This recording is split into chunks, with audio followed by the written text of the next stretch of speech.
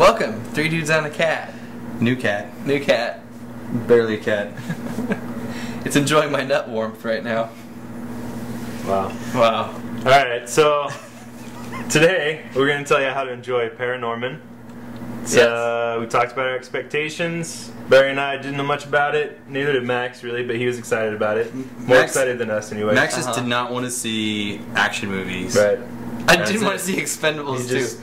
No, he wanted to go see a specifically child's said, movie. haven't we seen so many violent movies this summer? That's true.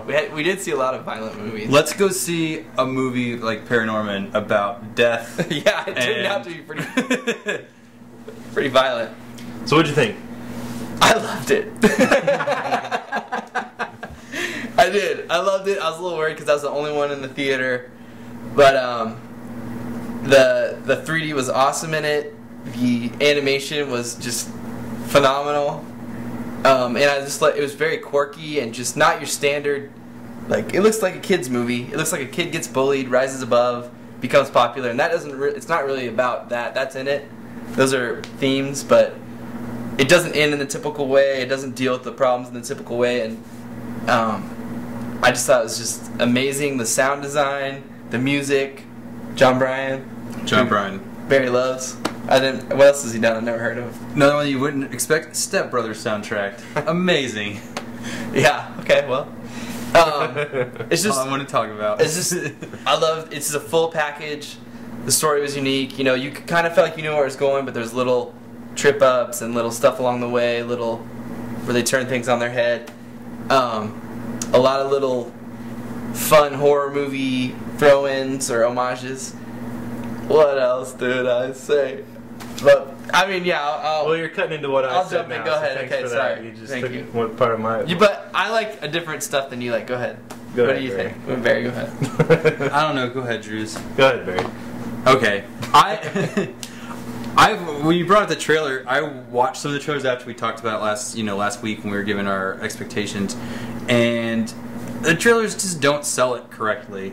I watched one that was a web exclusive trailer it just had like a John Goodman voiceover to it from one of his little monologues in the movie. Yeah. And there was just like, it was cut really well, and I actually got kind of excited before going in when I watched that. And so Yeah, I completely agree. The trailers that I had seen did not make me excited for the movie at all. I think they're appealing to trying to get children to go, and it's kind of scary and kind of deeper themes. It's not so much. I mean, children can enjoy it. But still, there's children's movies that have trailers that are cut well, that are intriguing to everyone. And I don't think they did a very good job of because the movie was a lot different than I expected it. It wasn't overly cheesy with its jokes. It had a lot of darkness and elements to it. It was quiet. My biggest gripe was for a short movie, it felt long in a lot of stretches, just due to it being kind of slow and some things being dragged out a little bit. But I mean, I don't know, maybe it's because of claymation, because sometimes claymation just seems a little bit slow too. Like, not as fast. You can't really do like really, really fast-paced stuff. But it was a treat visually to watch. And after the zombies come out, about halfway through the movie, I would say, is when it really started picking up for me. And you start the story goes in places I did not expect it to go for a PG movie for kids. And that made it to where, I definitely enjoyed myself watching. Definitely has much scarier moments than what I thought there was going to be going in. It's a marvel to watch. Amazing what they can do in a studio these days with stop motion animation. I don't know. I'm assuming technology's probably changed a lot from when, I don't know the technology behind stop motion animation, so I'm assuming that the technology probably helped. But does look a lot better. Everyone looks better. Right. It's just awesome what they can do. I felt similar to Barry. It dragged a little bit in the beginning, and then again for the end for me. But in those times that I wasn't maybe as enthralled in the story, it was awesome just to watch the 3D and the marvel of the actual making of the film. Man, I just really regret not seeing it in 3D now. I know, the 3D was amazing. See, I thought the 3D was amazing because the same reason I think the film was amazing, like, it was the little moments like where they really worked with depth of field, and Mm-hmm. you know, it could be overwhelming, I think, sometimes to animators and animation, like we get to fill in the background, but like all the backgrounds with all the characters and all the scenes help tell the story, and just the design. Yeah, so the design. The way the cars looked when they were driving around, and I love how Claymation they also play on the imperfections of it. So lockers aren't, perfectly lockers, straight I noticed lines. that too. They're like, there's some crookedness to it because just because of that's how it has to work. And some Claymation, and that I love. I think it adds to the story. Yeah. It adds to the way that they're telling the story when you see like cars that are disproportionate in size, and you just you see these. And really quirky character designs too. Right, character design and personality. Yeah, they were all they all very much caricature. Of their roles. So. Yeah. There's a couple things that I really love. Talk about the horror stuff. I'm gonna jump in. Yeah, they had lots of cool details that really cater to the lovers of horror, zombie genre, like the zombie mouth slippers that he puts his feet into, the alarm clock, a lot of other references. Not only that, like the town itself, it seemed like a lot of its commerce was based off of having witch trials there, which is part of the story, kind of.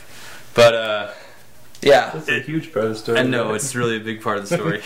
But they their restaurants. It's like if you were to go to Roswell and everybody, it's all themed about aliens, or if you go to that one place where Twilight was at. Now it's all Twilight. Mm-hmm. So it is. Yeah, they do bus tours of it. What do you mean where it's at? Like where it's set? Or where it was filmed? Forks. So is that where the movie is set? That's I think they filmed some of it Hmm. there too. I don't know. I saw pictures of it. It looks pretty funny. There's two things that I really love, and they're kind of smaller things, but that's what makes this film so great is all the little things, like the sound, the design, everything. It's a full, complete package, but one is the scene where, Norman talks to ghosts, and he's walking down the street, and he's walking by himself, but he's saying hello to all the ghosts and all the dead people, and then they pan around him, and you see what he sees, and there's, dead people from the centuries who are still, all different time periods, all different, I just love that scene. It's not something you see a lot. All different ways of how they met their demise, somebody... Yeah. It was like when Beetlejuice went to the waiting room. Yeah. It's just like that. But the two. And then he goes to the school, and all the kids part, and nobody talks to him. And, he's totally alone. And I thought that really set his character up. And then also I love there's these mob scenes where the mob's trying to attack the zombies, and the mob scenes are kind of like the old horror films where you look... Mob is in a bunch of people. Yeah, not as in, get in line, G.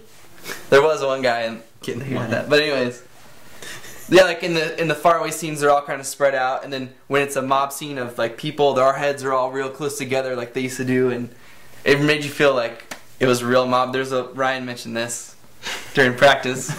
There's a lot of little mob lines, I was just doing it because everyone else was doing it. Just throw away, I was critiquing a mob. I was involved in the role. I was just just carrying out the role. And there's a little kid in the mob scenes who's doing horrible stuff, like a little sweet innocent kid, and just a lot of great little scenes, full package. And I know you guys thought it went a little long. I thought it was short. Whenever I'm really loving a movie, I'm always I don't want it to end. Yeah. So I was kind of. I definitely did not feel like that. I didn't. I was ready for it to end. Yeah. I mean, I really liked it. To enjoy it, then what would not you too hard to enjoy it all. We all liked it a lot. I think if you're going with kids, know that there are some scarier moments that maybe you wouldn't expect, and just dark themes. I mean, yeah, there'll be some talking points possibly. Yeah, but aside from that, enjoy it by just going in, looking for those horror references, just enjoying. Like Max said, it's got the whole package. It's great cinematography, great sound design. Yeah, I would say spend the beginning of it getting involved in the world, not so much the story, because they could have told the beginning story in 15 minutes. It could have been real quick. Mm-hmm. So get involved in the characters and the building of the visual elements, and then about halfway through we'll start picking up again. Yeah. Yep. Real quick. Well, okay, never mind. We're going to be doing Premium Rush next. If Carnoli goes with us. Or the apparition. Our friend Carnoli hates movies, but he loves bicycles. And I really think he's going to enjoy this. And we're gonna drag him and make him go. He's never going to go. He'll see it. go. We're all gonna ride our bikes to it. Yeah, we should. Wait. But if we don't see that, if he won't go, we're gonna see The Apparition. All right. Premium Rush. Thanks for watching. Premium Rush. Ready? Premium Rush. Premium Rush! Quick. I think we're gonna have to do it one more time.